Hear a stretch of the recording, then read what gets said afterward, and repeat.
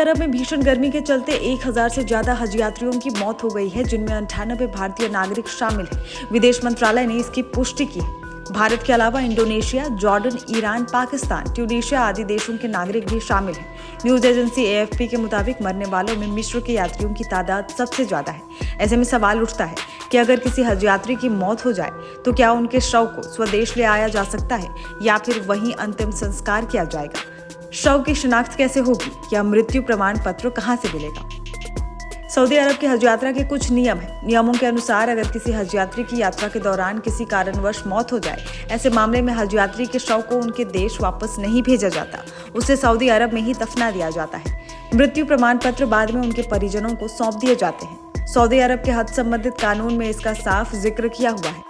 दरअसल हज यात्रा से पहले हज यात्री एक फॉर्म पर साइन करता है, जिसमें लिखा होता है कि अगर सऊदी अरब की जमीन या आसमान में उसकी मौत हो जाती है तो उसके शव को वहां दफना दिया जाएगा और उनके परिवार या परिजनों की कोई आपत्ति स्वीकार नहीं की जाएगी।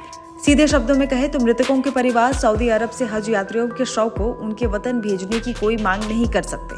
अगर उन्होंने ऐसा किया तो भी सऊदी सरकार इसे स्वीकार नहीं करेगी। मौत होने पर यात्री से संबंधित देशों के दूतावास को सूचित किया जाता है। उसके माध्यम से परिवारजनों को सूचना पहुंचती है और उन्हें मौत का प्रमाण पत्र दे दिया जाता है। जो हर साल की तरह हज यात्रा को गए थे, तो स्पेशली ऑल इंडिया लेवल कम से कम 68 लोगों का देहांत हुआ है और हमारे कर्नाटक में बेंगलुरु में 2 लोगों का देहांत हुआ है, एक अब्दुल्ला और एक कौसर मैडम बोल के।